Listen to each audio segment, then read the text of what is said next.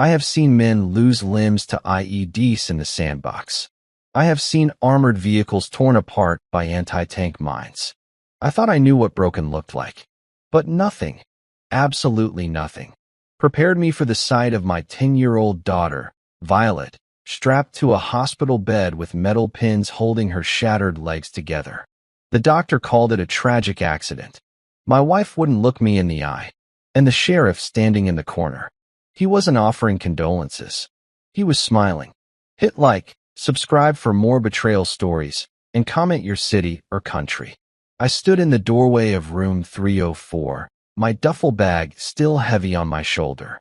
The air smelled like antiseptic and stale coffee, a smell that usually reminded me of field medics. But today it just smelled like fear. I had been gone for 9 months. Classified deployment. No calls, no video chats, just radio silence while I worked in places that don't exist on standard maps. For 9 months, the only thing that kept me sane was the image of my little girl running toward me when I finally walked through the front door. I had played that scene in my head 1,000 times. She would scream, "Daddy." She would jump, and I would catch her. Instead, I came home to an empty house and a voicemail that made my blood freeze. Now, looking at her small, fragile body under the harsh fluorescent lights, I didn't feel like a father. I felt like a weapon that had just been unlocked. Violet was asleep, sedated heavily. Her legs were elevated, cast in thick white plaster up to her thighs. Even from the doorway, I could see the swelling around her knees. "Hunter." The voice was shaky. I looked away from my daughter to the woman sitting in the plastic chair beside the bed. Tessa, my wife. She looked terrible. Her blonde hair was pulled back in a messy bun, and her eyes were rimmed with red. But it wasn't the look of a grieving mother. I know grief. I know what it looks like when someone is devastated by a tragedy. This was different. Tessa looked terrified. She stood up, wiping her hands on her jeans, but she didn't come to hug me. She stayed close to the bed, like she was using it as a shield. "What happened?" I asked. My voice came out low, a growl that I couldn't suppress. Tessa flinched. It was an accident, Hunter. A terrible accident. She was climbing the old oak tree at the park, the one near the creek. She slipped. She fell. I dropped my duffel bag. It hit the floor with a heavy thud. I walked over to the bed, my combat boots squeaking on the linoleum. I gently reached out and brushed a strand of hair away from Violet's forehead. Her skin was pale, clammy. "The oak tree," I repeated, keeping my eyes on my daughter. "That tree is 20 feet high at the lowest branch, Tessa. Violet is terrified of heights. She doesn't climb." "She was trying to be brave," Tessa said quickly. "Too quickly. She wanted to surprise you, to show you she was strong like her dad." I turned to look at my wife. She was wringing her hands together so hard her knuckles were white. She was lying. I have interrogated insurgents who held up better than she was holding up right now. "Who found her?" I asked. "I did," a deep, gravelly voice answered from behind me. I turned around. I hadn't noticed him at first because my focus was entirely on my family. Leaning against the windowsill, arms crossed over a uniform that was a little too tight around the gut, was Sheriff Victor. I knew Victor. We went to high school together 20 years ago. He was a bully then, a guy who peaked in varsity football and never left our small town. Now he was the law. He wore his badge like a crown. "Welcome home, Ranger," Victor said. He didn't offer a hand to shake. He just stared at me with those cold, dead eyes. "Rough homecoming, huh? You found her?" I asked, stepping between him and the bed. I didn't like how close he was to my daughter. "Patrol car was passing by," Victor said, shrugging. "Heard a scream. Found her at the bottom of the ravine. Nasty fall. Snapped both tibias. Doctors say she might need a few surgeries, but hey, kids bounce back, right?" He chuckled, a short, dry sound that felt like sandpaper on my nerves. I looked at him, analyzing the threat. Victor was big, 6'4", maybe 250 pounds. He had the kind of muscle that had turned to fat over the years, but he was still dangerous. He carried a Glock on his hip and an arrogance that told me he wasn't used to being questioned. I want to see the report, I said. Report's filed, Victor said dismissively. It's an accident, Hunter. Don't go making it into a federal case just because you need a mission. You're not in the sandbox anymore. I know where I am, I said, stepping closer. I entered his personal space, just by an inch. A challenge. I am in a hospital room with my daughter who has injuries that don't match a fall from a tree. Victor's smile faded, replaced by a hard, flat stare. Are you a doctor now, Hunter? I thought you just kicked down doors and followed orders. I know impact trauma, I said. A fall from 20 feet causes compression fractures. Maybe a spinal injury.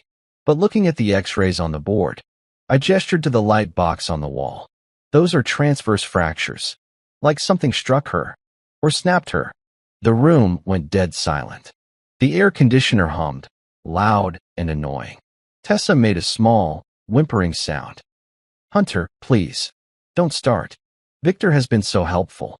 He got her to the hospital so fast. He saved her. I looked at my wife. She was pleading with me, her eyes wide and desperate. But she wasn't looking at me for comfort. She was looking at Victor. She was checking his reaction.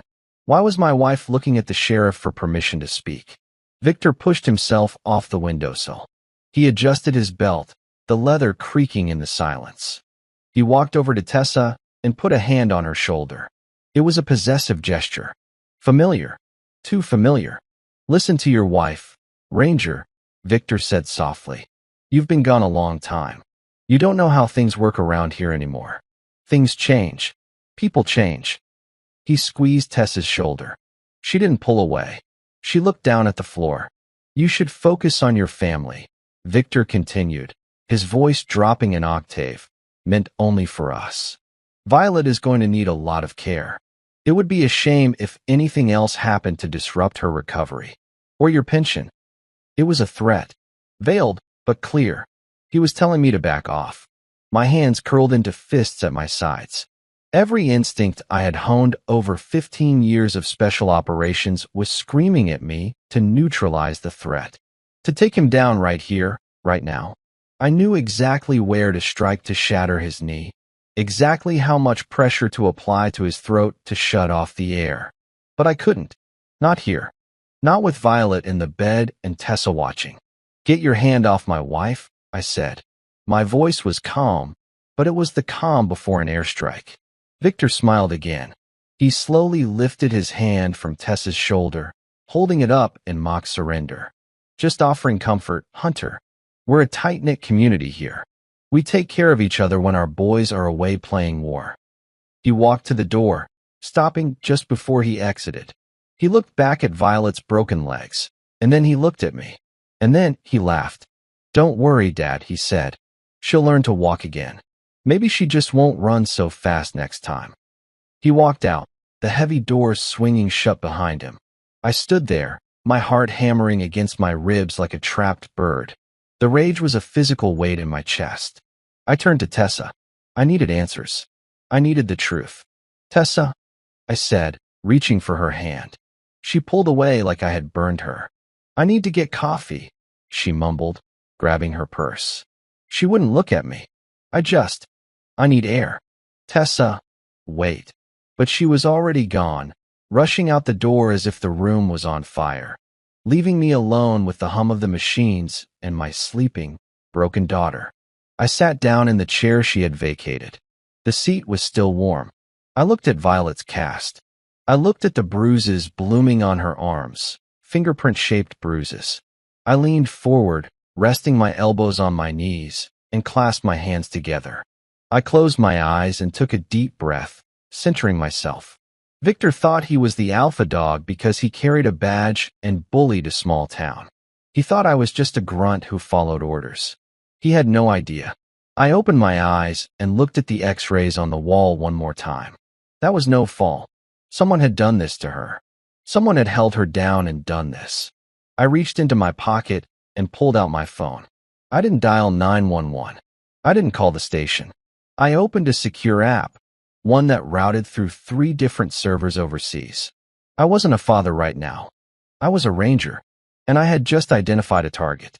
But as I looked at the screen, a notification popped up from our home security system. It was a motion alert from 20 minutes ago, just before I arrived at the hospital. I clicked the video file. It showed my driveway. It showed Tessa's car leaving for the hospital. But then, 10 seconds later, it showed a county sheriff's cruiser pulling out from behind my house. Victor hadn't found them at the scene. He had been at my house. I stared at the screen, the pieces clicking together in a horrific picture. The drive home was suffocating. The silence in my truck was so thick it felt like physical pressure against my eardrums. Violet was in the back seat, propped up with pillows, finally asleep thanks to the heavy dose of painkillers the nurse had administered before discharge.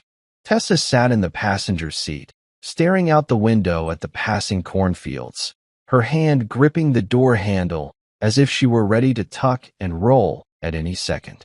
I glanced at her profile. I wanted to scream. I wanted to pull the truck over, shake her, and demand to know why a sheriff's cruiser was pulling out of our driveway while I was halfway around the world. I wanted to ask why she looked at Victor with fear instead of hatred.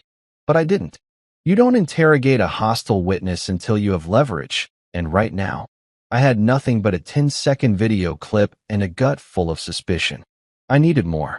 When we pulled into the driveway, the house looked the same as I left it. White siding, green shutters, the American flag hanging limp by the porch. But it felt different. It felt violated. "I've got her," I said softly, killing the engine. Tessa didn't move to help. She just nodded, unbuckling her seatbelt with trembling fingers. I'll go set up her bed downstairs. She can't do the stairs."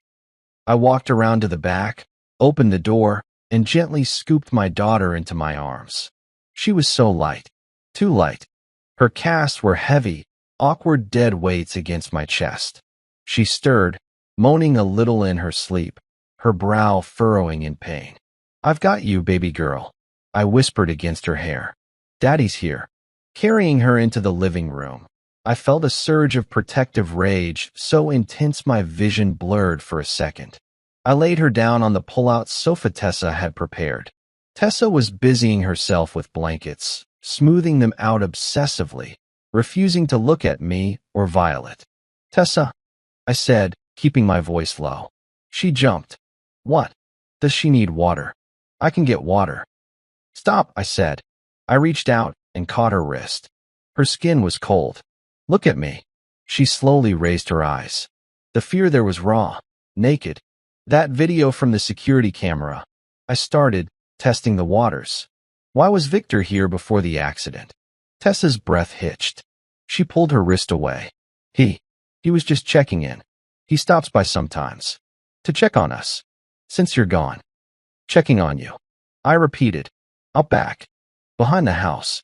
He was checking the perimeter, she lied. I could see the lie forming in her pupils, the way her eyes darted to the left. There had been break-ins in the neighborhood. "Hunter, stop it. You're paranoid. You just got back from a war zone. You're not thinking straight." She was gaslighting me. My own wife. "I'm going to the pharmacy," I said abruptly. I couldn't be in the room with her lying to me anymore. If I stayed, I would lose my temper, and I couldn't afford to lose control yet. I need to pick up her refill. "Okay," she breathed out, relieved. "Okay, hurry back." I walked out the door, got in my truck, and drove away. But I didn't go to the pharmacy. I drove straight to the old oak tree near the creek. The sun was setting, casting long, bloody shadows across the park. It was deserted. I parked a quarter-mile away and approached on foot, moving silently through the brush. Old habits die hard. I scanned the perimeter. No cameras. No people. I reached the base of the tree. I looked up. It was a massive, ancient oak. The lowest branch was indeed 20 feet up, but the bark was smooth, untouched. If a child had climbed this, there would be scuff marks. There would be broken twigs. I circled the tree, my eyes scanning the ground like a radar. The dirt at the base was disturbed, but not from a fall. It was churned up, scuffed. I knelt, touching the earth. I found a boot print. A heavy, tactical boot. Size 12. Violet wears a size 4 sneaker. Then I moved toward the creek bed, about 10 yards away. That's where the tire tracks were. I took out my phone and snapped photos. The mud had dried, preserving the tread pattern perfectly. These weren't civilian tires. They were wide, aggressive treads, Goodyear Eagle RSA, the standard issue tire for police interceptors. The tracks didn't just drive by. They had backed up aggressively toward the ravine edge. I walked to the edge and looked down. The drop was steep, maybe 15 feet into a dry, rocky creek bed. I closed my eyes and simulated the scenario in my head. They didn't find her here. They brought her here. The realization hit me like a physical blow to the stomach. Violet didn't fall from the tree. Someone had inflicted the injury elsewhere, driven her here, and thrown her down the ravine to stage the scene. I opened my eyes. I wasn't just looking at a crime scene. I was standing in the middle of a cover-up. I stood up, dusting the dirt off my knees. I had the physical evidence. Now I needed to see the man responsible. I drove to the sheriff's station. It was a small brick building next to the courthouse. I walked in, the bell on the door chiming cheerfully. It felt grotesque. The front desk sergeant, a young kid named Kyle, looked up from his computer. He went pale when he saw me. "Hunter," he stammered. I didn't know you were back." "Is he in?" I asked, jerking my head toward the back office. "The sheriff is busy. I didn't wait." I pushed through the swinging gate and marched down the hallway. I didn't knock. I kicked Victor's door open. Victor was sitting at his desk, feet up, eating a sandwich. He didn't even jump. He just chewed slowly, watching me over the tips of his boots. "You really need to work on your manners, Ranger," he said, swallowing. "This is a place of law." "I went to the park," I said, slamming the photos of the tire tracks onto his desk. "Explain these." Victor looked at the photos, bored. He didn't pick them up. "Tire tracks. In a public park. Groundbreaking work, detective." "Those are interceptor treads," I said, my voice dropping to a dangerous whisper. "And there are no scuff marks on the tree, Victor. No fibers from her clothes on the bark. She didn't climb it. She was dumped there." Victor swung his legs off the desk and sat up. The playful demeanor vanished. His face hardened into a mask of stone. "You need to be very careful about what you say next," Victor said. "Where is the dashcam footage from the patrol car that found her?" I demanded. "I want to see the timestamp. I want to see the GPS log." "The camera was malfunctioning," Victor said flatly. "Budget cuts. You know how it is." "And the witness reports?" "None. It was an empty park." I leaned over the desk, placing my hands flat on the wood. "I know you were at my house, Victor. I have the video." Victor didn't blink. He leaned forward until his face was inches from mine. I could smell the mustard on his breath. "Let me explain something to you, Hunter," he whispered. "You have a sick daughter. You have a wife who is very fragile right now, and you have a nice military pension that supports them." He paused, letting the silence stretch. "If you start spreading wild conspiracy theories, people might think you came back from the war with a screw loose. PTSD is a terrible thing. Unstable men lose custody of their kids. Unstable men end up in institutions. Or worse, they have accidents." He smiled, a cold, predatory baring of teeth. "Go home, Hunter. Take care of your little girl. Be a good husband. Forget about the tire tracks. Because if you keep digging, the only thing you're going to find is a grave." I stared at him. It wasn't just corruption. It was total control. He owned the narrative. He owned the town. And he likely owned my wife's silence. I realized then that I couldn't fight him with the law. The law stopped at his door. "I'm leaving," I said, standing up straight. I picked up the photos. "But Victor, don't think for a second that I'm done." "Oh, I think you are," he laughed as I turned to leave. "You just don't know it yet." I walked out of the station, the fluorescent lights buzzing over my head. My hands were shaking, not from fear, but from the effort it took not to snap his neck right there in the chair. I got back in my truck. I was alone. No backup. No extraction team. Just me. against a town that wanted to bury the truth. I looked at my phone. I needed help. I needed someone who operated outside the law. I dialed a number I hadn't used in 4 years. Mason, I said when the line connected. I need eyes. And I need them now. I sat in my truck in the grocery store parking lot, staring at the phone in my hand. Mason's voice had been brief, professional. I'm in. Send me the coordinates. I'll start running digital reconnaissance tonight. Mason was former military intelligence. He didn't ask questions. He just acquired targets. But even with Mason on the digital front, I needed ears inside the perimeter. I needed to know what was happening in my own house. I drove to a hardware store 3 towns over, buying supplies with cash. When I got back home, it was late. The house was dark. I moved through the shadows of my own living room like a ghost. Tessa was asleep in our bedroom upstairs, or pretending to be. Violet was out cold on the sofa downstairs, her breathing shallow and rhythmic. I went to work. I planted the first bug behind the bookshelf in the living room. The second went under the kitchen cabinet, tucked away near the baseboard. The third, I placed inside the vent in our master bedroom. These weren't cheap spy gadgets. They were high-fidelity audio receivers I had modified myself. I didn't want to spy on my family. The thought made my stomach churn. But Tessa was lying to me. And until I knew why, I couldn't trust her. For 2 days, I played the role of the grieving, confused father. I cooked meals. I read books to Violet, who was still too traumatized to speak much. I held Tessa's hand, which felt like holding a block of ice. And every night, I sat in my truck down the street, headphones on, listening. Most of it was silence. The hum of the refrigerator. The sound of Tessa pacing the floors when she thought I was asleep. Then, on the third night, I got a hit. I was parked a block away, watching the rain streak down my windshield. The audio feed crackled in my ear. It was the kitchen bug. I can't do this anymore. Victor, Tessa's voice whispered. She sounded frantic. He knows. He found the tracks at the park. He's asking questions. My heart hammered against my ribs. I pressed the headphones tighter against my ears. Calm down, Tessa, Victor's voice replied. He wasn't there. She was on the phone with him on speaker. He doesn't know anything. He's grasping at straws. He's not stupid, Tessa hissed. He's a ranger. He looks at me like he's analyzing a threat.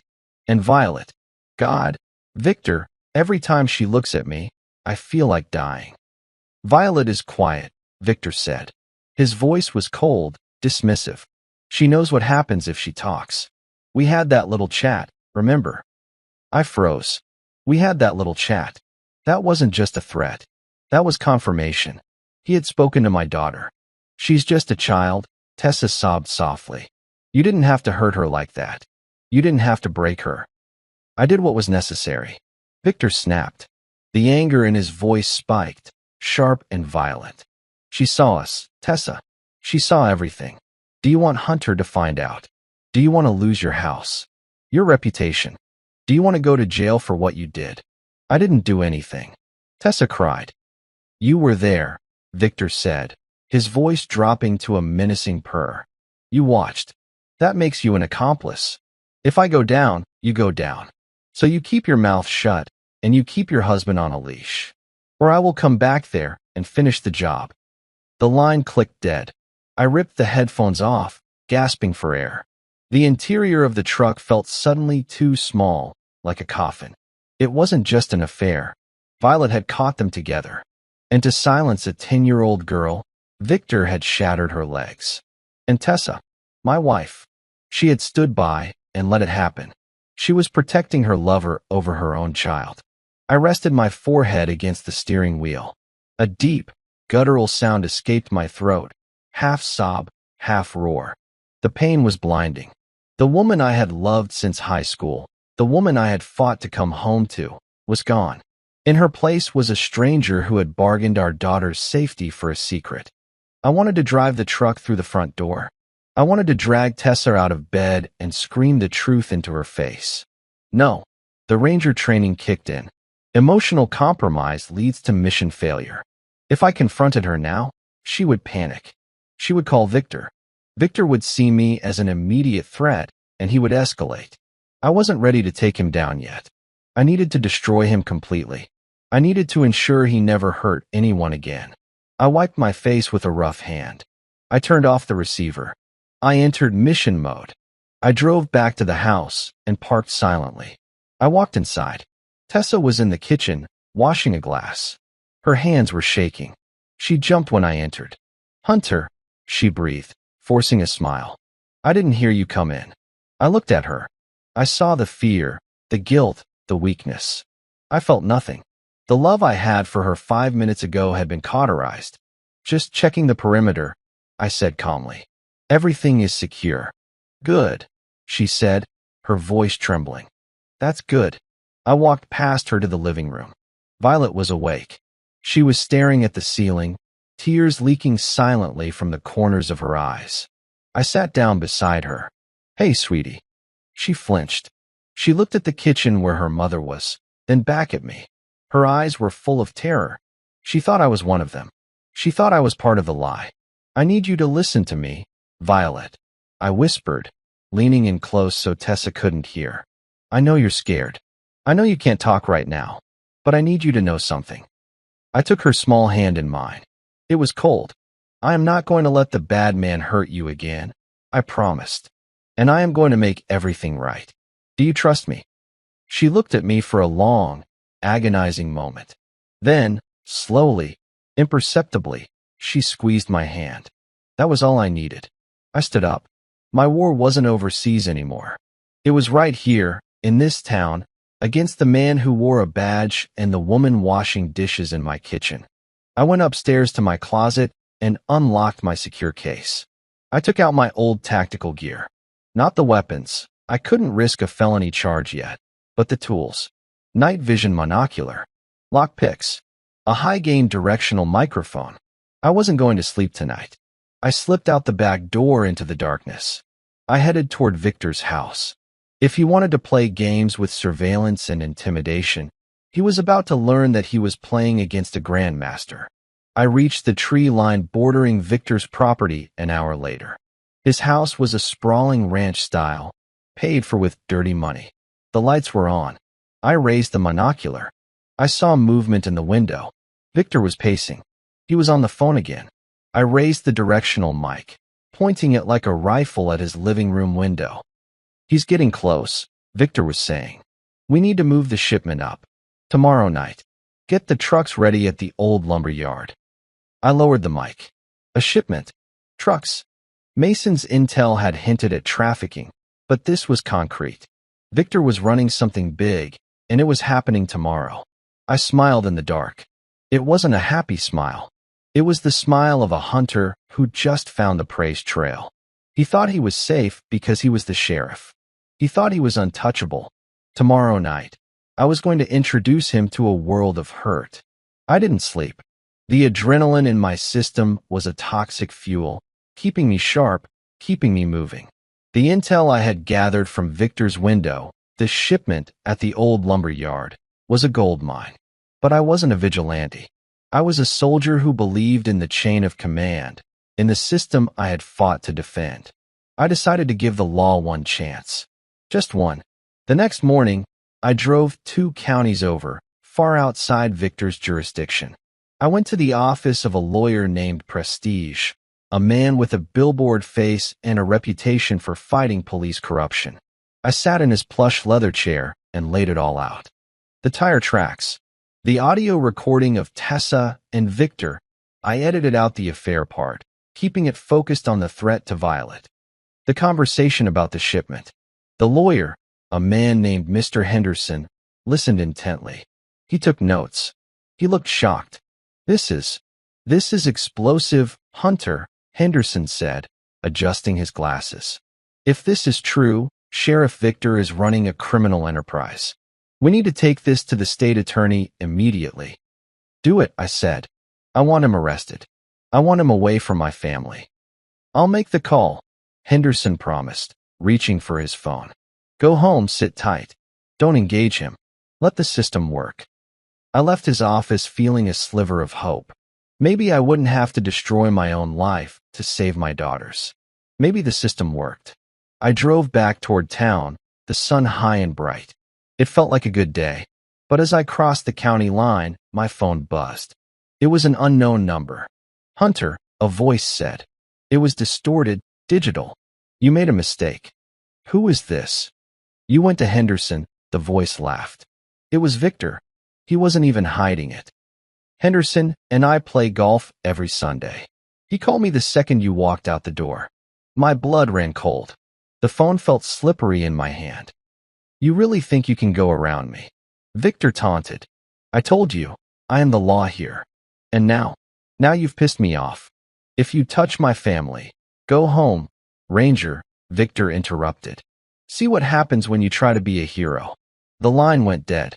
I floored it. My truck roared down the highway, pushing 80, 90. I blew through red lights. Panic was a cold knot in my throat. I screeched into my driveway 10 minutes later. The first thing I saw was my car, the sedan I used for family trips. All 4 tires were slashed, the rubber hanging in ribbons. The windshield was smashed in.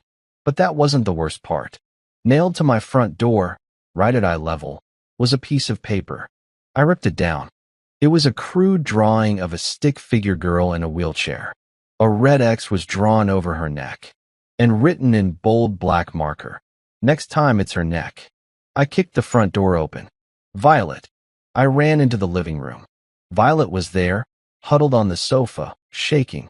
Tessa was sitting on the floor, weeping, clutching a throw pillow. They came, Tessa sobbed. 2 deputies. They said they were looking for drugs. They tore the house apart, Hunter. They knocked over Violet's medicine. I looked around. The living room was trashed. Drawers pulled out, books thrown on the floor. It was a message. We can get to you anywhere. I walked over to Violet.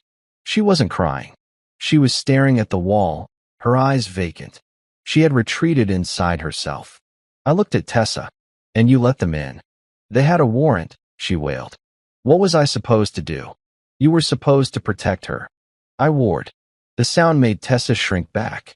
I paced the room, my boots crunching on broken glass. The lawyer had sold me out. The deputies were henchmen. The sheriff was a kingpin.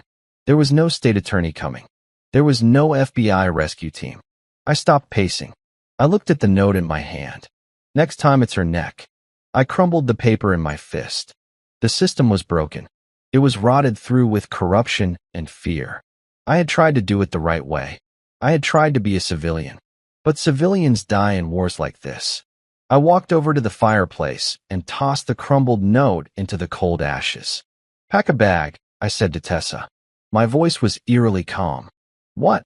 She sniffled. Pack a bag for Violet. Clothes, medicine, her favorite toy. Do it now. Where are we going? You aren't going anywhere, I said, turning to face her. I'm taking Violet to my sister's in Ohio. Tonight. You can't take her. Tessa stood up, panic in her eyes. Victor said we have to stay. He said if we leave, I don't care what Victor said. I stepped close to her, my shadow falling over her face. You lost your vote when you let that monster break our daughter's legs. You stay here. You keep pretending everything is fine. But Violet is leaving. I didn't wait for her argument. I went to Violet, picked her up gently, and carried her out to the truck. I strapped her into the back seat. She looked at me, and for the first time, I saw a flicker of hope in her eyes. She knew. She knew Daddy was taking control. I went back inside, grabbed the bag Tessa had hastily packed, and walked out. Hunter, please. Tessa screamed from the porch. He'll kill you.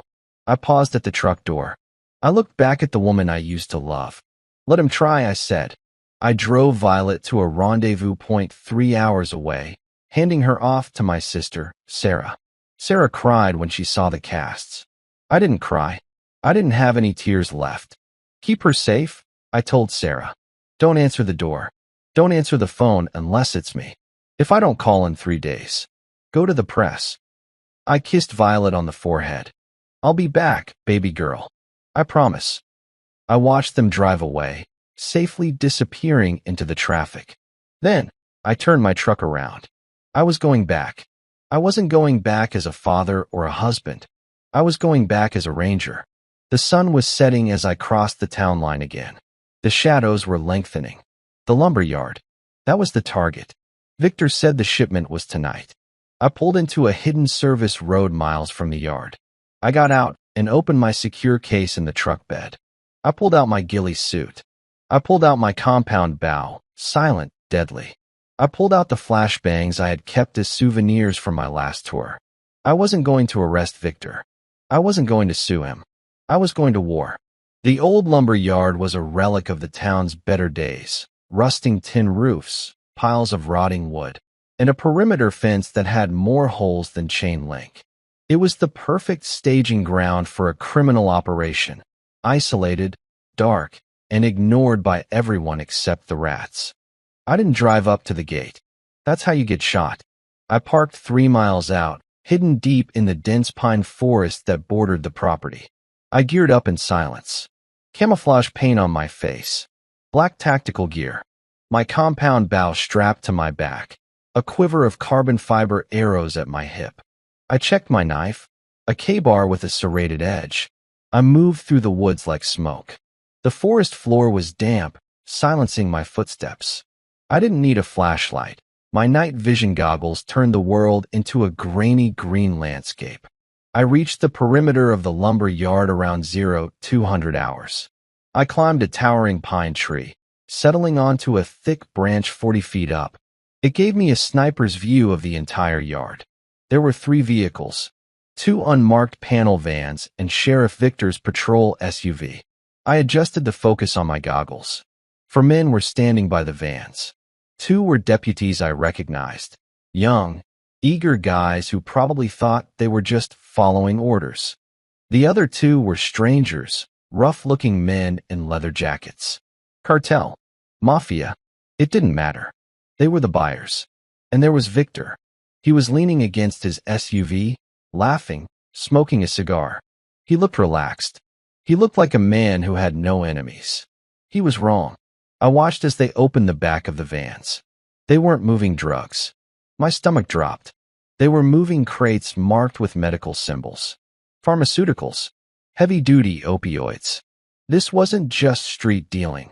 Victor was robbing the county evidence lockers or hijacking hospital shipments and selling them wholesale. This was millions of dollars in pills. I pulled out a small, high-tech device from my pouch. A frequency jammer Mason had mailed to a dead drop for me. It was military grade. It would kill all cell signals and radio frequencies within a 2-mile radius. I flipped the switch. Down below, I saw one of the buyers pull out his phone. He frowned, tapped the screen, shook it. He said something to Victor. Victor pulled out his radio. Static. Confusion started to set in. I could see the tension in their body language. They were exposed, carrying illicit cargo, and suddenly cut off from the world. Now, the psychological warfare began. I knocked an arrow. I wasn't aiming for the men. Not yet. I aimed for the single floodlight illuminating the deal. Thwip. The arrow flew silently. Shatter. The light exploded. The yard plunged into darkness. What the hell was that? One of the deputies shouted, his voice cracking. Flashlights. Flashlights. Victor barked. Beams of light cut through the dark, swinging wildly. They were scared. Good. I moved. I rappelled down the tree and flanked them, moving to the rusted remains of the sawmill shed. I picked up a heavy iron bolt from the ground and tossed it hard against a sheet of corrugated metal 50 yards away. Clang. Over there, a deputy screamed. 3 of them opened fire, shooting blindly into the dark at nothing. Hold your fire, you idiots. Victor roared. You're wasting ammo. I was already moving again. I circled behind the vans. One of the buyers was standing guard, looking nervously into the woods. I came up behind him. I didn't kill him. I didn't need a body count. I needed chaos. I put him in a sleeper hold. He struggled for 3 seconds, then went limp. I dragged him into the shadows and zip-tied his hands and feet. Then I took his car keys. I slipped into the driver's seat of the buyer's sedan. I put the car in neutral and released the parking brake. I gave it a hard shove. The car rolled silently down the slight incline, gathering speed, heading straight for Victor's SUV. Watch out. Crash. The sedan slammed into the side of the sheriff's vehicle, shattering glass and setting off the car alarm, which blared a rhythmic, deafening honk into the night. The chaos was absolute. The buyers were shouting that they were being set up. The deputies were pointing guns at the buyers. Victor was trying to scream orders over the alarm.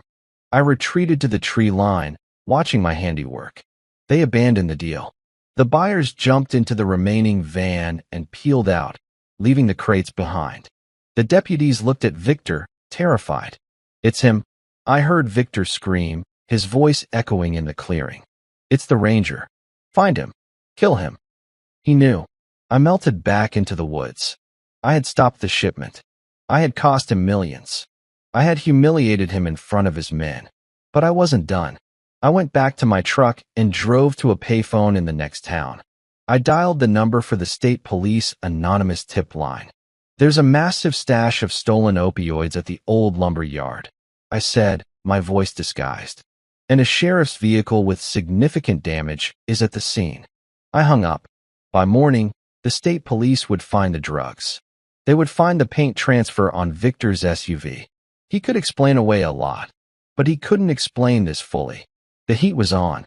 But as I drove back toward my temporary hideout, a hunting cabin Mason owned deep in the mountains, I got a text on my burner phone. It was from Tessa. It was just a picture. It was a picture of Violet's empty wheelchair in our living room. And the text read, "Come home, Hunter, or we visit your sister in Ohio."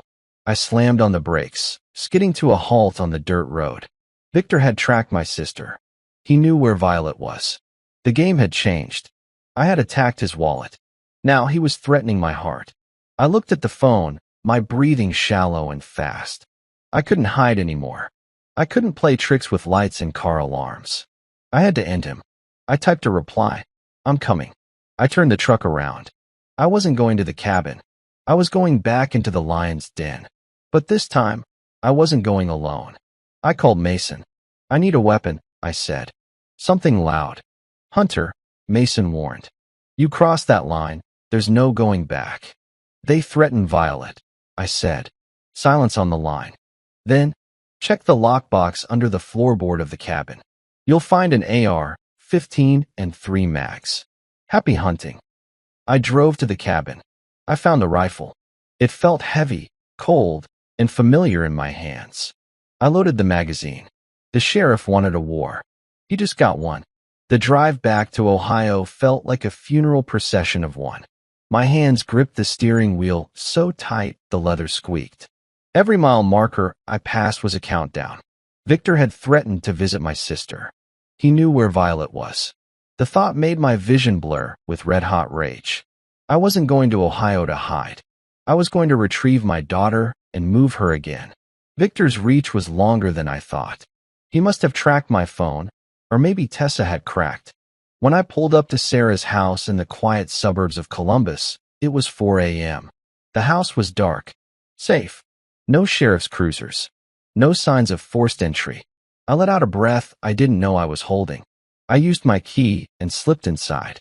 Sarah met me in the hallway, baseball bat in hand. She lowered it when she saw my face. "Hunter," she whispered, pulling me into a hug. "You look like hell." "Is she okay?" "She's sleeping. She had a nightmare again." I walked into the guest room. Violet was thrashing in her sleep, whimpering. "No, stop. Please don't." I sat on the edge of the bed and gently shook her shoulder. "Violet, it's Daddy. You're safe." She woke with a gasp, her eyes wide and unseeing for a moment. Then she focused on me. She grabbed my tactical vest, pulling me down. "Daddy," she sobbed. "He was there. The bad man." "It was just a dream, baby," I soothed, stroking her hair. "You're safe here." "No." She sat up, wincing as her cast shifted. Her voice was frantic, clear. "Not a dream. The bad man. Sheriff Victor. He was there. At the creek." I froze.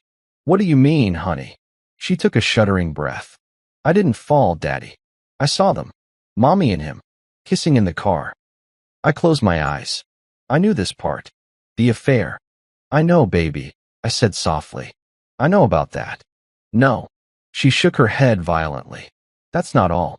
A man came out of the woods. A dirty man. With a backpack. My blood ran cold. A man. This wasn't on the tape. Who was the man, Violet? I don't know. He was yelling. He said, I have the pictures. He said, pay me or I show her husband. I stared at her. A drifter. A blackmailer. Someone who had caught Tessa and Victor before Violet did.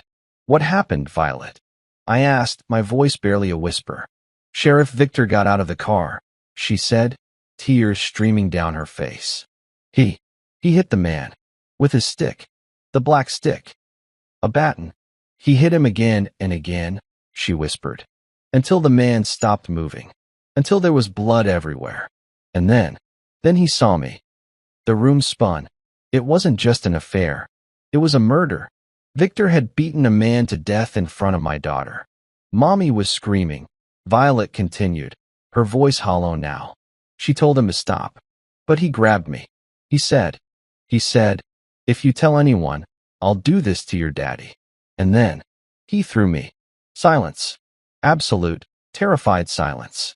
My entire understanding of the situation shattered. Tessa hadn't just stayed silent about an affair. She was an accessory to murder. She was protecting Victor not just because he was her lover, but because she was terrified of going to prison for complicity. Or maybe she was just as guilty. Did Mommy help him? I asked, the question tasting like bile. Violet looked down. She helped him put the man in the trunk. She was crying, but she helped him. I stood up. I felt like the floor had opened up beneath me. My wife helped load a body into a trunk. And then she let that man break our daughter's legs to stage a cover-up. This wasn't a family conflict anymore. This was pure evil. Daddy. Violet's small voice cut through the ringing in my ears. Are you mad at me? I fell to my knees beside the bed. No, baby. Never at you. You are the bravest girl in the world. I hugged her, burying my face in her neck so she wouldn't see the murderous look in my eyes. We are leaving, I said. Now. I woke Sarah up. I need your car. My truck is burned. They're tracking it. Take it, Sarah said, tossing me the keys to her minivan. Where are you going? Somewhere he can't find us. Mason has a safe house in the mountains. Off-grid. I loaded Violet into the van. I left my truck in Sarah's driveway as a decoy. If Victor's men came looking, they would think we were still there. As we drove into the darkness, I called Mason on the burner. The situation has escalated, I said. It's a capital crime. Homicide. Witness is Violet. Mason swore softly. That changes the rules of engagement. Hunter. If he knows she saw a body, he won't stop until she's dead. He can't afford a witness. I know. You need to get her to the feds, but not the local field office. Victor might have friends there.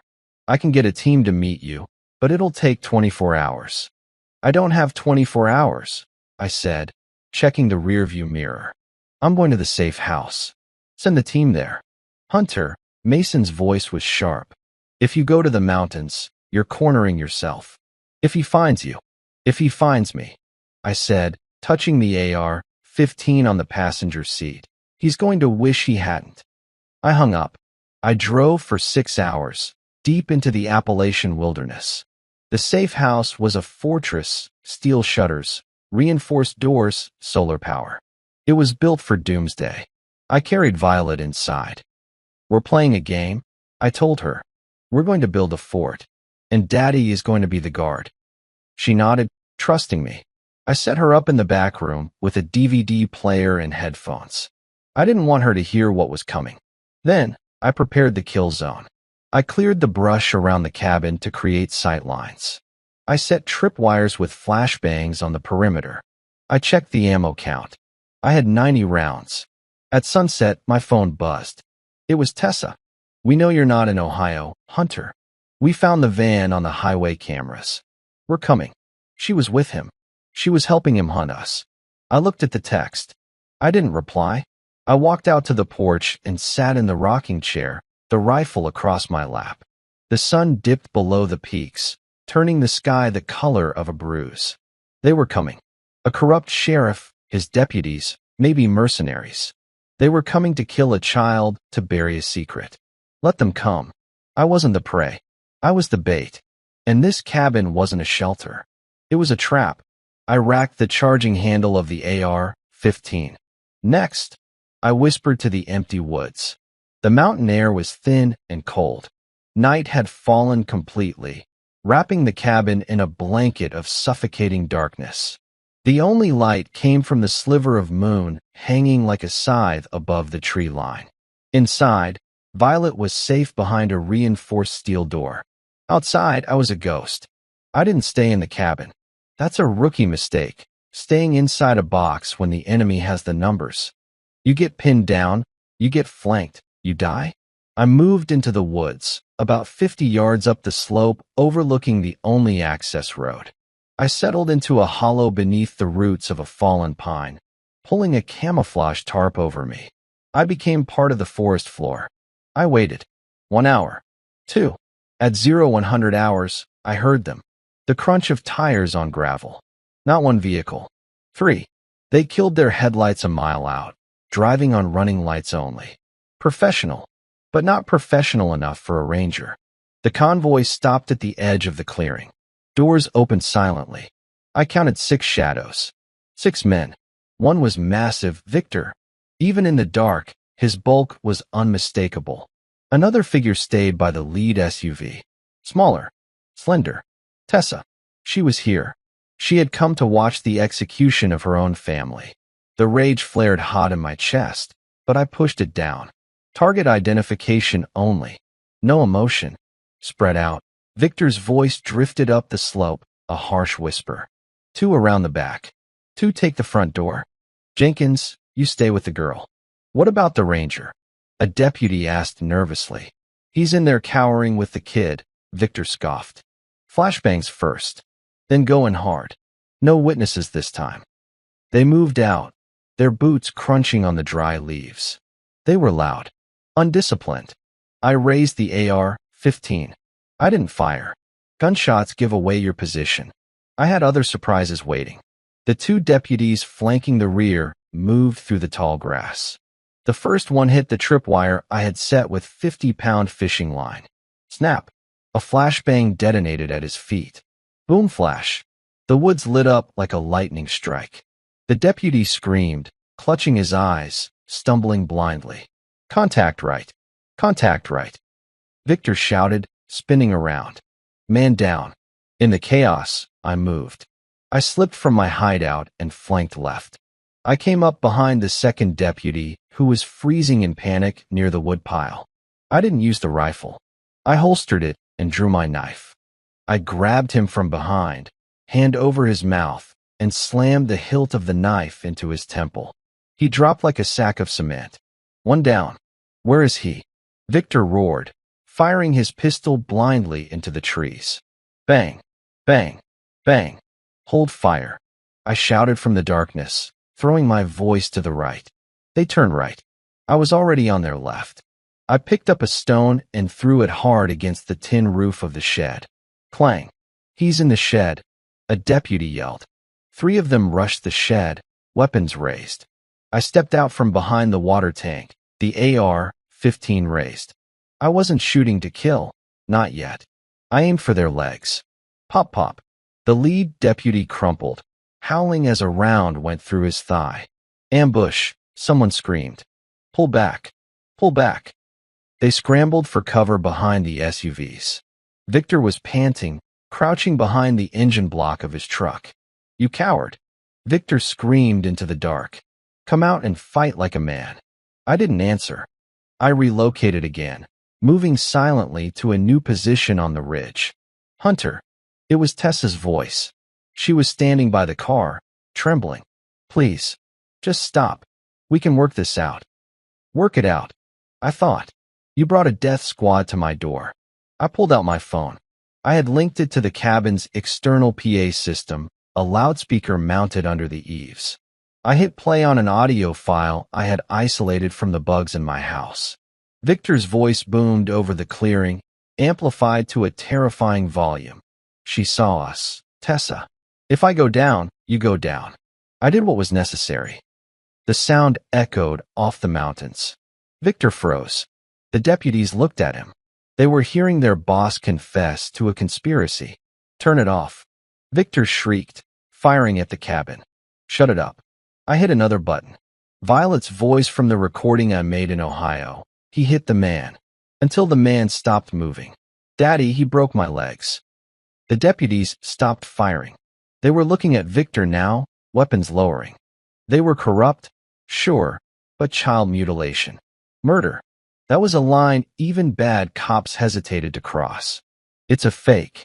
Victor yelled, desperate. Deep fake. He's manipulating you. Kill him. I don't know, Sheriff. One deputy stammered. This sounds real bad. I said kill him.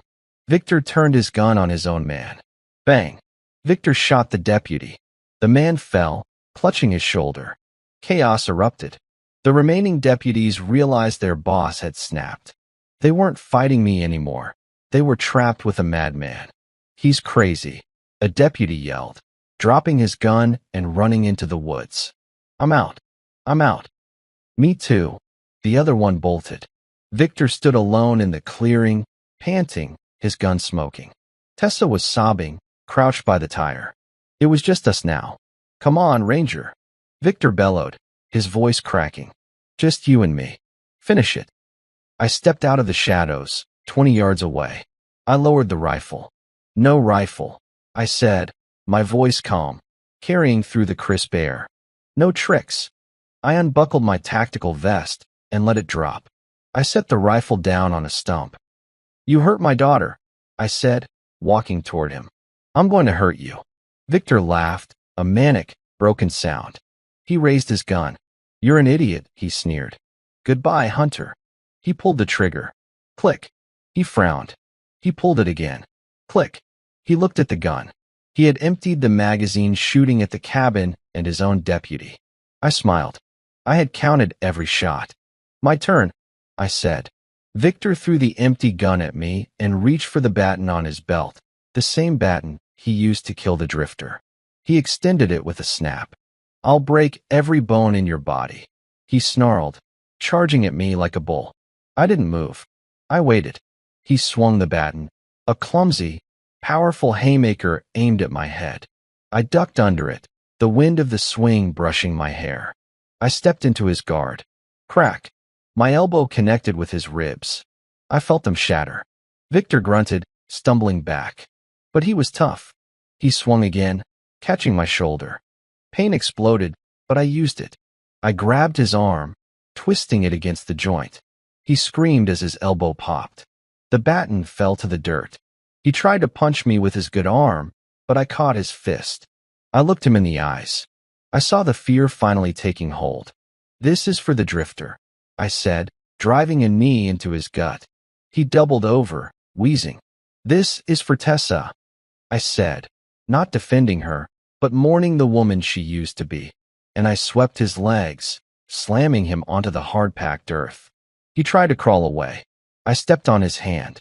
And this, I said, looking down at him, is for Violet.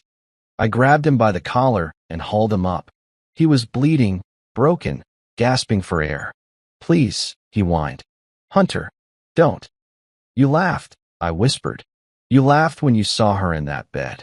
I spun him around, locking him in a standing rear choke. But I didn't squeeze his neck. I positioned my knee against his lower spine. I remembered the anatomy charts. Lumbar vertebrae L4 and L5. The center of mobility. I'm a ranger, I whispered in his ear. We finished the mission. I pulled back on his shoulders and drove my knee forward with every ounce of strength I had. Snap. The sound was sickeningly loud, like a tree branch breaking in a storm. Victor's scream was cut short as his body went instantly limp. He collapsed like a puppet with cut strings. I stepped back, breathing hard. Victor lay on the ground, staring up at the stars. He tried to move his legs. Nothing happened. He clawed at the dirt with his hands, dragging his dead weight an inch. I can't feel my legs, he whispered, tears streaming down his face. I can't feel my legs. Now you know how she feels, I said. I turned away from him. Tessa was standing 10 feet away, staring at me with horror. Hunter, she whimpered. Don't, I said. Don't speak. Sirens wailed in the distance. The feds. Mason's team. I walked past my wife, past the crippled monster on the ground, and went back into the cabin. I opened the steel door. Violet looked up, taking off her headphones. Is the movie over, Daddy? She asked. Yeah, baby, I said, picking her up. The movie's over. The bad guys are gone. The mountain clearing was bathed in the flashing red and blue lights of federal SUVs. The silence of the forest had been replaced by the crackle of radios and the chaotic shouting of agents securing a crime scene. I sat on the tailgate of an ambulance, a paramedic checking the gash on my shoulder where Victor's baton had connected. Violet was asleep on a stretcher inside, finally safe, a female agent sitting with her. 10 yards away, they were loading Victor onto a backboard.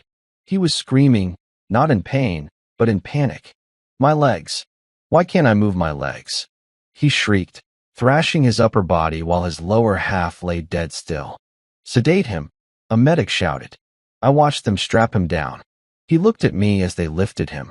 His eyes were wide, filled with a terror that would never leave him. He had been the king of his little town. Now, he was just a broken man destined for a prison hospital. Then, I saw them bringing Tessa. She was in handcuffs. An agent held her by the elbow, guiding her toward a black SUV. She looked small, defeated. When she saw me, she stopped. She tried to pull away from the agent. Hunter, she cried out. Hunter, please. Tell them I was scared. Tell them he made me do it. I looked at her. I remembered the day we got married. I remembered the day Violet was born. Those memories felt like they belonged to someone else now. You had a choice, Tessa, I said quietly. You could have come to me. You could have called the police in another county. Instead, you helped him bury a body. You let him hurt our daughter. I was protecting us, she sobbed, tears cutting tracks through the dirt on her face. I did it for you. He would have killed you. No, I said, shaking my head. You did it for yourself. Because you didn't want to get caught. The agent nudged her forward. Let's go, ma'am. Hunter, don't let them take me. Violet needs her mother. Violet needs a parent who won't sacrifice her, I said, turning away. They put her in the car. The door slammed shut, sealing her fate. I felt a hand on my good shoulder. It was Mason. He had arrived with the feds, wearing a windbreaker that said FBI consultant. It's done, Mason said. We found the drifter's body where Violet said it would be. The ballistics match Victor's service weapon. And the drugs at the lumber yard. Let's just say Victor is going away for 1,000 years. What about me? I asked, gesturing to the mayhem. I assaulted a sheriff. I broke his spine. Mason sighed. He looked at the paramedics working on Victor. Official report says the suspect resisted arrest and engaged in a violent altercation with a federal witness's protector. Mason recited, looking me in the eye. Use of force was authorized to neutralize an imminent lethal threat. You saved the girl, Hunter. That's all the report is going to say. I nodded. It was a gift. A clean slate. But, Mason added, his voice serious. The Army isn't going to like this. Vigilante justice. It's a career ender. You're looking at a dishonorable discharge. Maybe a plea deal for the assault charges to avoid jail time. I don't care about the career, I said, looking at the ambulance where my daughter slept. I finished the mission. The sun was starting to rise over the mountains, painting the sky in soft pinks and oranges. It was a beautiful morning. I walked over to the ambulance. The female agent stepped out.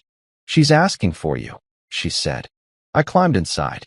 Violet was awake, clutching her teddy bear. Daddy, she whispered. Is Mommy gone? It was the hardest question I had ever had to answer. Yes, baby, I said, taking her hand. Mommy has to go away for a while. She did something wrong, and she has to pay for it. Is she coming back? Not for a long time. Violet looked down at her casts. She was quiet for a long moment. Then she looked up at me, her eyes clear and wise beyond her years. "It's okay," she said. "We have each other." I choked back a sob. "Yeah, baby. We have each other." 2 weeks later, I stood in a federal courtroom. I wasn't in handcuffs, but I was in a suit that felt too tight. Tessa was on the stand. She had taken a plea deal. Testify against Victor in exchange for 20 years instead of life. She told the jury everything. The affair, the night at the creek, the sound of the drifter's skull cracking, the way Victor laughed when he pushed Violet. The jury looked sick. The judge looked furious. When Victor was wheeled in for his sentencing, he looked like a skeleton. He had lost 30 pounds. He sat in a motorized wheelchair, a neck brace holding his head up. He refused to look at anyone. The judge asked if he had anything to say. Victor tried to speak, but his voice was a rasp. "It was an accident," he wheezed. "The only accident," the judge said, his voice thundering through the courtroom, "is that you were ever given a badge." The gavel banged. Sheriff Victor, life in prison without parole, plus consecutive sentences for trafficking and child abuse. Tessa, 25 years. I walked out of the courthouse into the bright afternoon sun. Reporters were swarming, microphones thrust in my face. "Hunter, how does it feel to take down a corrupt regime? Is it true you broke his back with your bare hands?" I ignored them. I pushed through the crowd to where Mason was waiting with his car. "Ready?" Mason asked. "Ready," I said. We drove to the hospital where Violet was getting her casts off today. I walked into the room. The doctor was cutting the last layer of plaster. "Okay, Violet," the doctor smiled. "Let's see those legs." The casts fell away. Her legs were pale, thin, scarred, but whole. "Can I walk?" she asked, looking at me. "Not yet," I said, lifting her up. "But we're going to work on it. Every single day. And I'm going to be right there with you."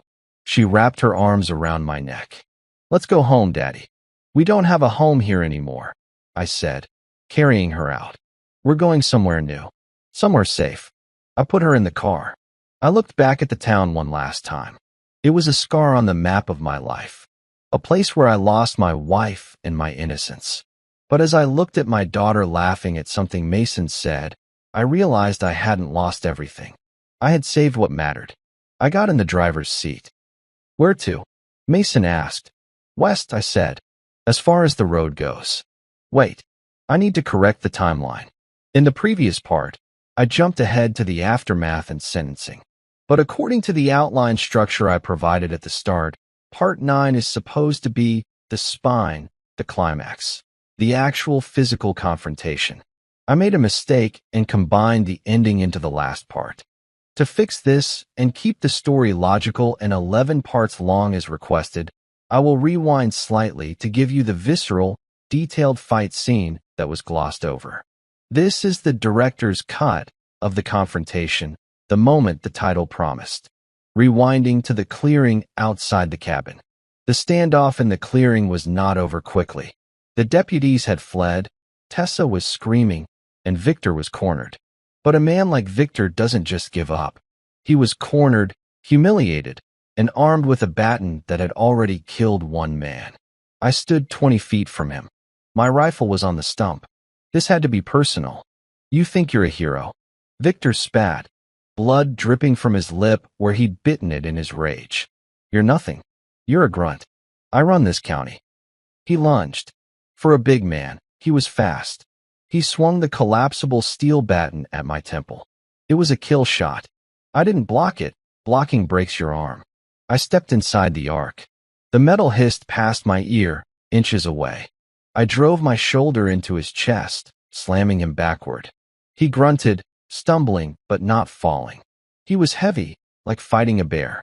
He used his weight, grabbing my tack vest straps and head-butting me. Crack. Stars exploded in my vision. My nose was broken. Warm blood flooded my mouth. I staggered back. Victor laughed, a wet, gurgling sound. "Not so tough now, are you, Ranger?" He swung again, this time connecting with my ribs. The pain was blinding. I felt something crack. My breath seized. I fell to one knee. "Hunter!" Tessa screamed from the sidelines. Victor loomed over me, raising the baton for a final, crushing blow to my skull. "Stay down," he growled. "Like your daughter should have." That was his mistake. He mentioned her. The rage that exploded in my veins wasn't human. It was pure adrenaline and hate. As he brought the baton down, I didn't cower. I launched myself upward. I caught his wrist mid-swing with both hands. I twisted. Hard. Pop! Victor screamed as his wrist snapped. The baton fell to the dirt. I didn't let go. I spun him around, using his own momentum against him. I kicked out his right knee, the same leg he had mocked Violet for breaking. He collapsed to his knees, howling. I moved behind him. I wrapped my arm around his throat in a sleeper hold. Not to choke him out, to hold him in place. He clawed at my arm, his fingernails digging into my skin. He was strong, thrashing like a wild animal.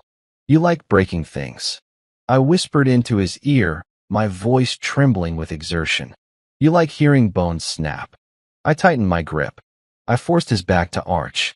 I dug my knee into his lower spine, right between the L4 and L5 vertebrae. "Please," Victor shrieked, realizing what was happening. "Hunter, don't. I'll give you money. I'll give you anything." "Give me my daughter's legs back," I said. I pulled back on his shoulders. I drove my knee forward. I thought about the hospital bed. I thought about Violet's screams in her sleep. I thought about the tire tracks at the ravine. I didn't hesitate. Crunch. It wasn't a clean snap. It was a grinding, sickening tear of cartilage and bone. The sound was loud enough to echo off the cabin walls. Victor's body went instantly rigid, then completely limp. His legs, which had been kicking in the dirt a second ago, fell dead. I let him go. He slumped forward into the mud, gasping for air. "My legs," he wheezed, his eyes bulging. I can't feel my legs." I stood over him, wiping the blood from my broken nose. I looked down at the man who had terrorized my family. He was broken, irreversibly, permanently broken. "You're paralyzed," I stated, my voice devoid of emotion. "From the waist down. You'll never walk again. You'll never hurt a child again." Victor tried to drag himself forward with his arms, panicking, clawing at the grass. "Help me. Tessa, help me." Tessa stood frozen by the SUV, her hands over her mouth. She looked at me with absolute terror. She realized then that the husband she had betrayed was gone. The man standing before her was something else entirely. "Don't touch him," I said to her. I walked over to the baton lying in the dirt. I picked it up. Victor cringed, covering his head, expecting me to finish him. I looked at the weapon. It was heavy, cold. I threw it into the woods. "I'm not you," I said. Then, the sirens. Blue and red lights flooded the clearing. FBI agents swarmed out of the trees, weapons drawn. Federal agents. "Drop to your knees." I raised my hand slowly. I didn't drop to my knees. I stood tall. Mason came running out from the lead vehicle. He saw Victor on the ground, the unnatural angle of his back. He saw me, bloody but standing. He signaled his team to lower their weapons. "Medical," Mason shouted. "Get a bus for the suspect. Possible spinal trauma." He walked up to me. "You okay?" Mason asked, eyeing my nose. "I'm fine," I said. "Check the girl. She's safe." My team secured the cabin before we breached the perimeter. I nodded. The adrenaline was fading, leaving me shaking and cold. An agent was cuffing Tessa. She was weeping, looking at Victor, then at me. "Hunter," she sobbed. I walked past her without a word.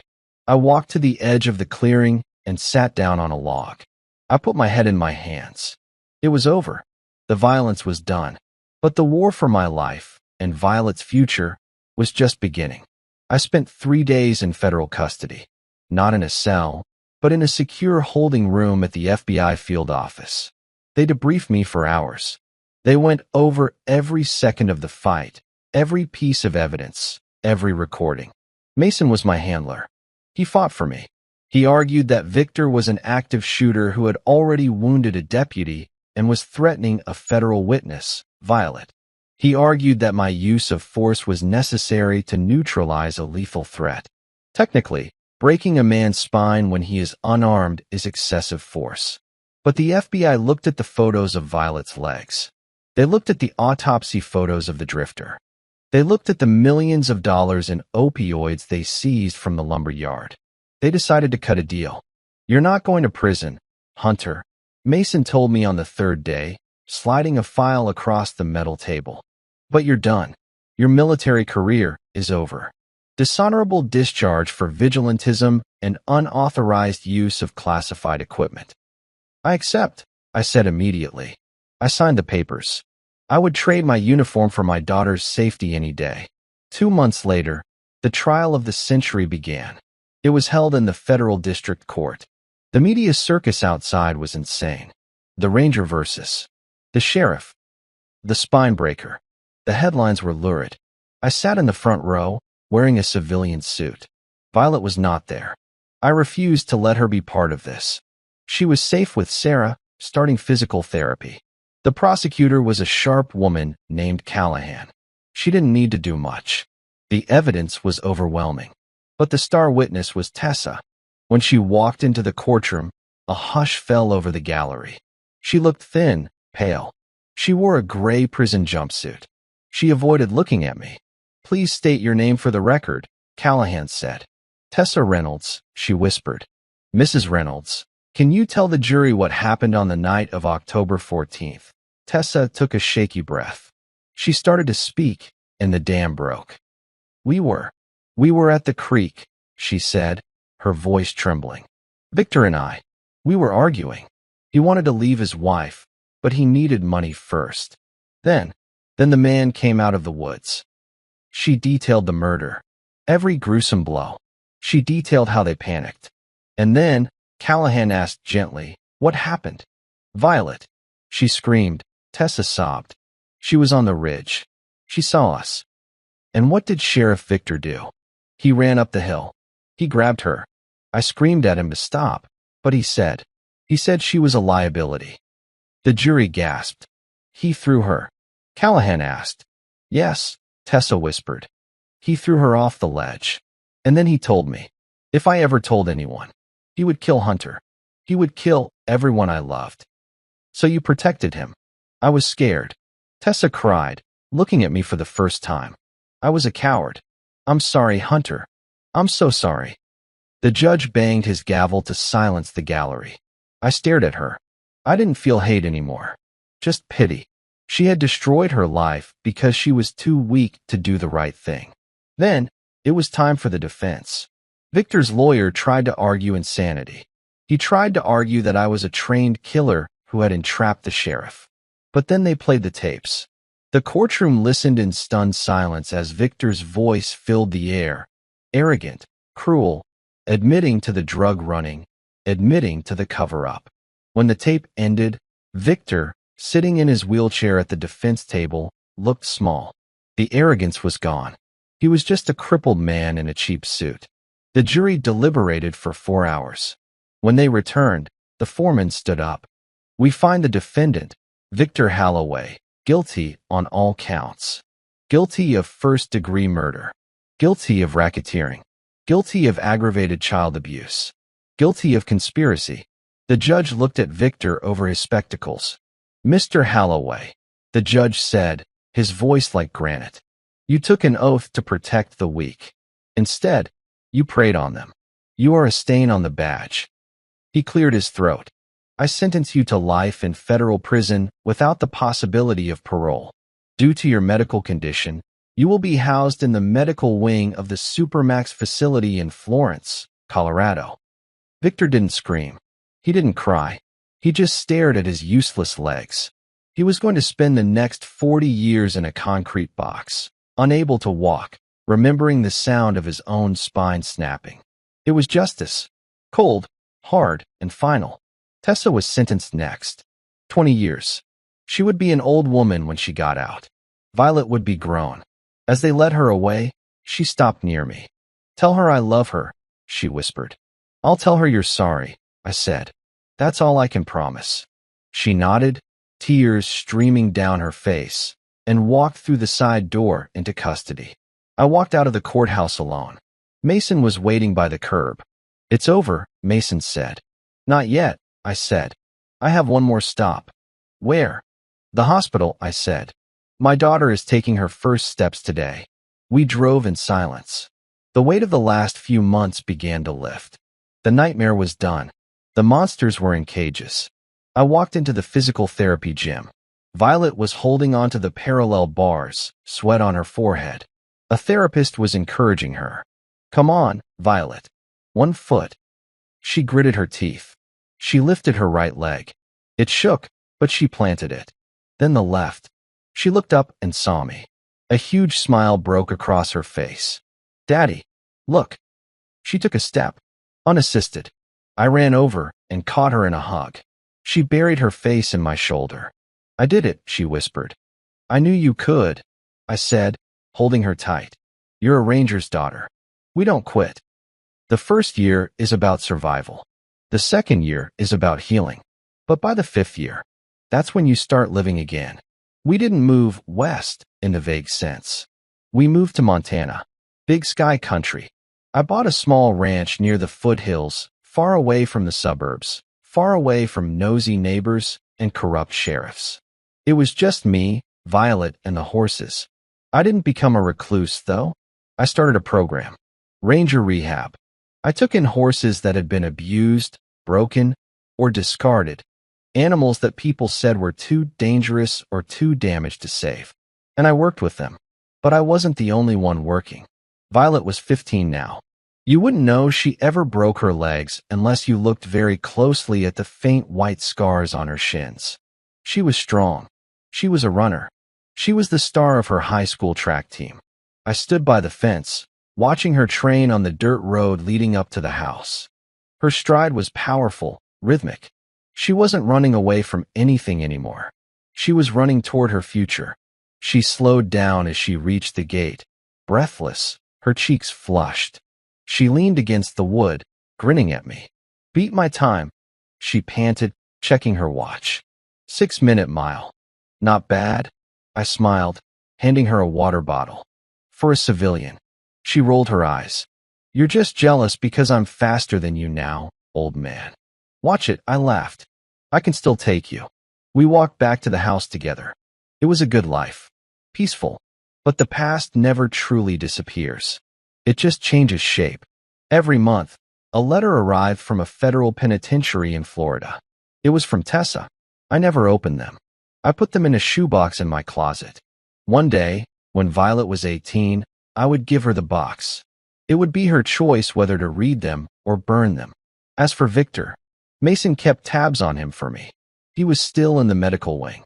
He had developed severe complications from his paralysis, bed sores, infections. He was in constant pain. He spent his days staring at the ceiling of a 6x8 cell, trapped in the body I had broken. I didn't feel joy about that. I didn't feel satisfaction. I felt balance. The universe had corrected itself. That evening, we sat on the porch watching the sunset over the mountains. The sky was a bruised purple, fading into deep indigo. Dad, Violet asked, breaking the silence. Yeah, kiddo. Do you ever think about him? The sheriff. I looked at her. She was tracing the scar on her leg absent-mindedly. No, I lied. He's in the past. I do, she said softly. Sometimes I have nightmares that he's coming back, that he can walk again. I reached over and took her hand. My hand was rough, calloused from ranch work. Hers was strong. He is never coming back, Violet. I made sure of that. Remember what I told you. I finished the mission. She squeezed my hand. I know. You're my hero, Dad. No, I said, looking at the young woman who had survived a murder attempt, a broken body, and the loss of her mother, and still found the courage to run. You're mine. We sat there as the stars came out, one by one. The air was crisp and clean. I realized then that revenge isn't about hurting the person who hurt you. That's just punishment. Real revenge, the kind that actually heals you, is living a life so good, so full, and so happy that the person who tried to destroy you becomes irrelevant. Victor was rotting in a cage. Tessa was lost in regret. But us, we were free. I looked out at the dark horizon. The world was dangerous, yes. There would always be bad men with badges, or power, or secrets. But as long as I had breath in my lungs, and as long as I stood watch, no one would ever hurt my pack again. I was no longer a ranger in the army. I was a father, and that was the highest rank I could ever hold. The end. Word count, 720. Wait,